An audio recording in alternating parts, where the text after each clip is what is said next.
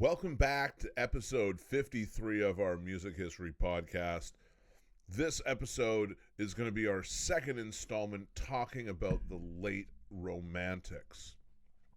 Last week, we focused in on Tchaikovsky and took a look at the overture fantasy of Romeo and Juliet, a beautiful, stunning piece of music. This week, we're going to venture into nationalism, exoticism, Modest Mussorgsky, and pictures at an exhibition. As I said last week was a little bit long, but that's because our musical example was almost 20 minutes long. This week, it'll be much shorter. We will hear full examples, but I may be narrating over top of some of those examples when we get to them. But anyways, let's continue on our journey through the late Romantics. Throughout the 19th century, one of the enduring legacies of Romanticism was the pursuit of national independence and freedom. Various nations in Europe engaged in struggles for autonomy during this time.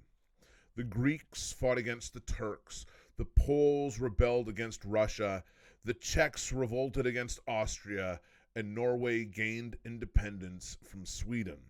So, as you can see here, this idea of nationalism is very different from what comes a few years later and what we think of nationalism today being tied with ideas of like white supremacy or racial superiority. Nationalism in this time has to do with taking your homeland back, essentially. As people across Europe became more aware of their national identities, they also began to value their unique artistic heritages. This gave rise to a movement known as musical nationalism. Essentially, musical nationalism involved incorporating elements of national folk music into concert pieces, songs, and operas. Composers would create symphonic poems or operas with programs or librettos that focused on national themes.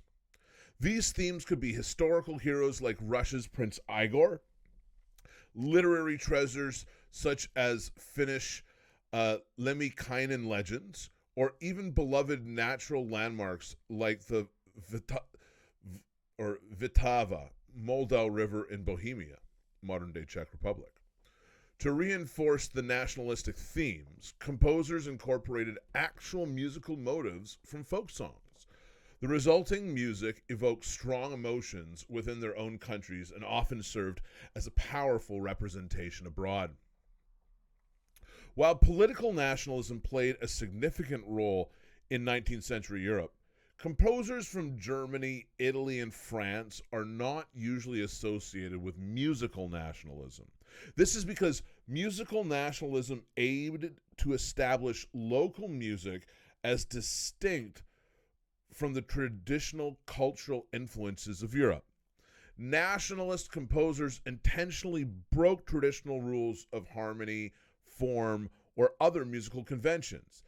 They did this as an act of defiance and to develop a new and genuinely local musical style. And as we've established over the past years, Germany, Italy, France dominated the musical scene in Europe. The emphasis on national styles in music had an interesting side effect, and that's that audience developed a taste for hearing folk music of other nations during concerts and operas. French composers, for instance, wrote music with Spanish influences, and Russian composers created pieces with Italian flavors, and Czech composers even composed music inspired by America.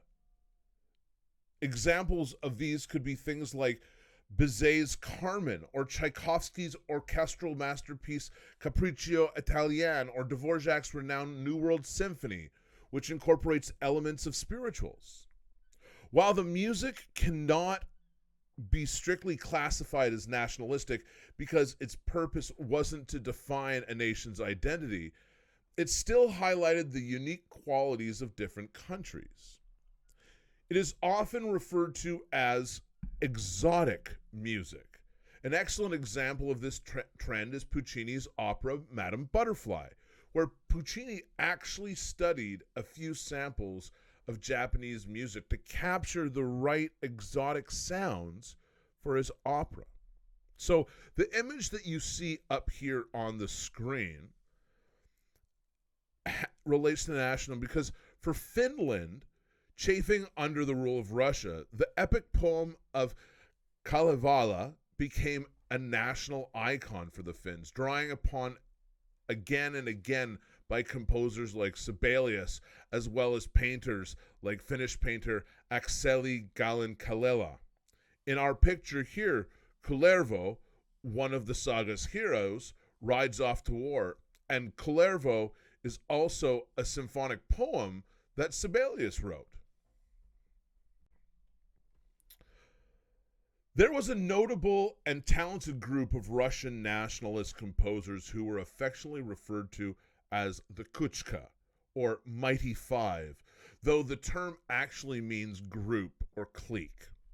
Interestingly, this group consisted of 5 individuals, with only one of them, Mili Balakirev, being a trained musician. Alexander Borodin was a renowned chemist, Caesar Cui, an engineer, Nikolai Rimsky-Korsakov served in the Navy, and Modest Mussorgsky was an officer in the Russian Imperial Guard. What brought this group together was their shared determination to make Russian music truly Russian. They had a profound interest in collecting and studying folk songs, and they were committed to improving themselves as composers, even though they embarked on this path relatively late in life.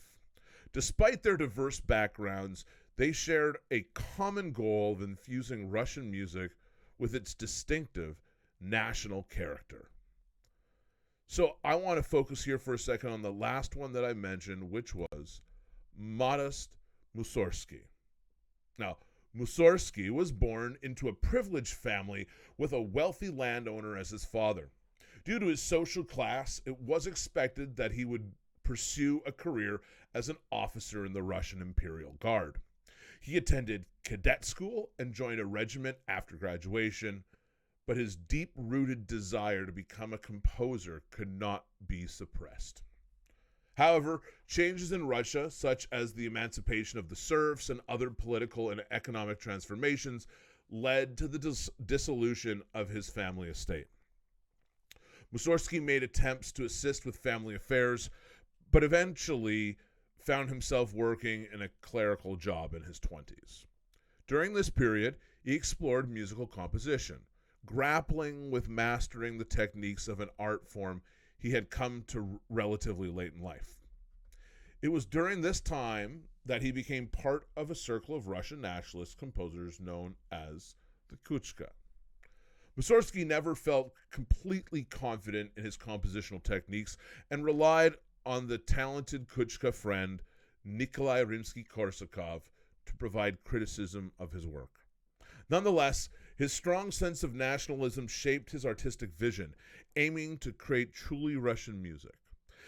His most renowned work, the opera Boris Godunov, is based on the story of the 16th century Russian Tsar as depicted in the writings of the esteemed poet Alexander Pushkin. Unfortunately, the opera did not achieve the success it deserved initially and gained recognition after Rimsky-Korsakov revised and orchestrated it. Mussorgsky led a rather difficult life, plagued by self-doubt and emotional instability, which concerned his friends.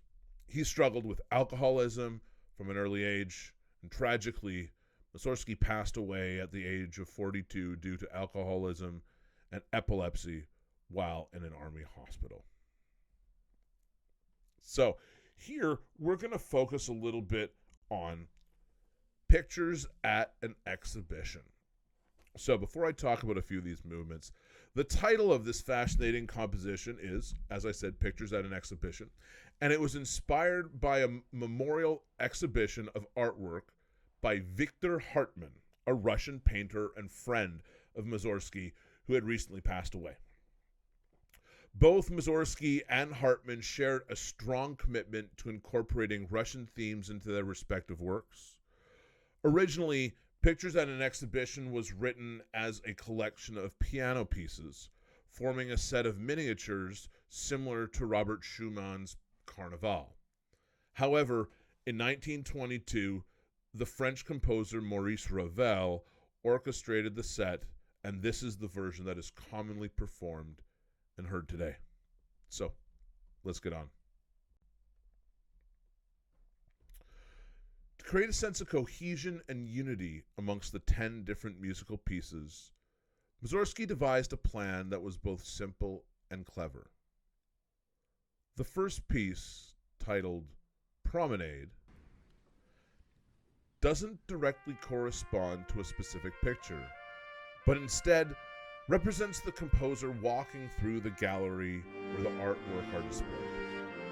Throughout the composition, this promenade theme returns multiple times in various free variations, reflecting the changing moods of the person strolling and contemplating the diverse works by Hartmann.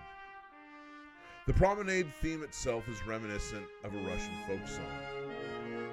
Ravel, when orchestrating the piece, initially employed brass instruments to give it a strong and forceful character, and later incorporated woodwinds and strings.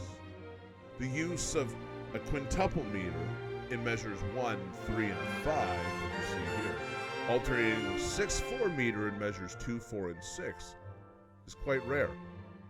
This unusual meter creates an impression of raw and unsophisticated folk music, and perhaps also conveys the sense of aimlessly walking back and forth without a particular destination, mirroring the experience of wandering through an art gallery.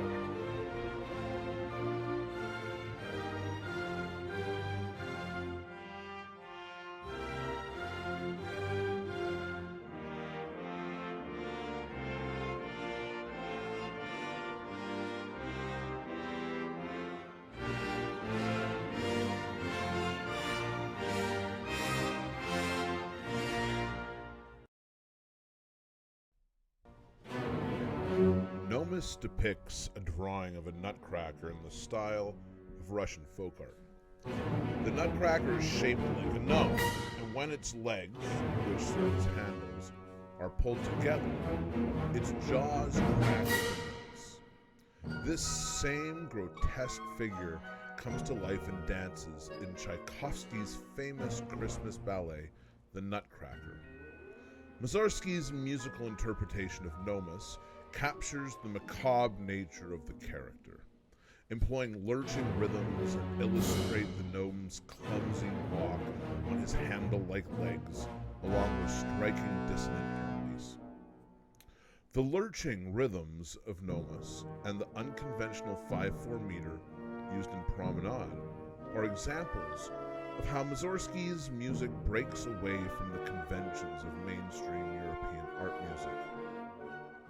These musical features reflect Mussorgsky's deliberate nationalistic approach, as he sought to create a distinctly Russian sound that deviated from the established norms of Western classical music.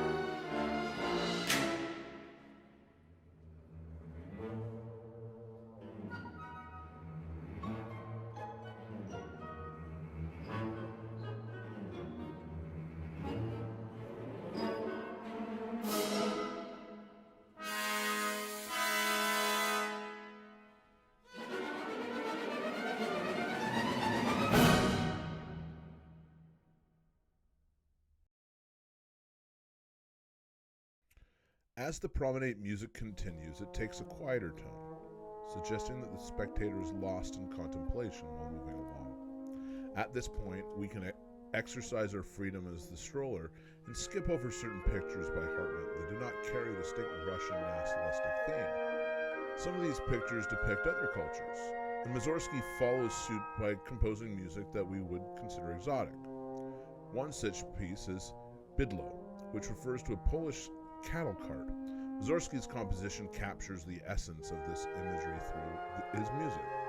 Another piece is Il Vecchio Castello, which translates to the Old Castle in Italian. This picture by Hartman portrays a medieval castle with a troubadour serenading his lady. Mussorgsky's music accompanies the scene, adding to the atmosphere and evoking Italian ambiance.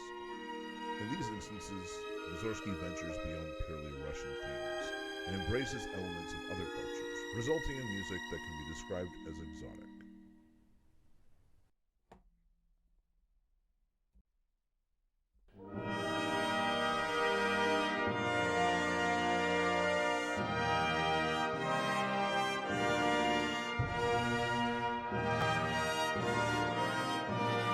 The final and longest piece of the composition is also the most climactic, consisting of 31 measures. It serves as an illustration, or rather a fantasy inspired by an unrealized architectural design by Hartman. Mussorgsky's musical interpretation transports us into the realm of imagination, conjuring a grand procession accompanied by crashing cymbals, clanging bells, and the chants of Russian priests. In this moment, the promenade theme finally becomes a part of one of the pictures. The promenader themselves becomes involved in the parade, merging with the spectacle. Furthermore, two authentic Russian melodies make an appearance, adding to the cultural richness. The conclusion of the Great Gate of Kiev is truly grandiose, reflecting the inherent grandeur that's often associated with Russia's national identity. This sense of grandiosity is not unique to Russia, but can be found in the self-perceptions of many other nations as well.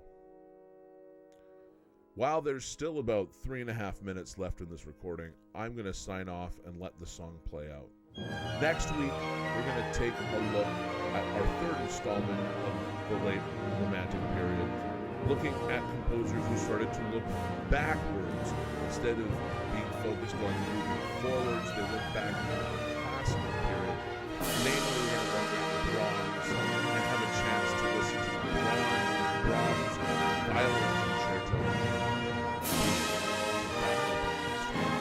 And that one might be a little bit longer than the Anyways, until next week, enjoy the ending of The Great Gate of Kiev, and cheers.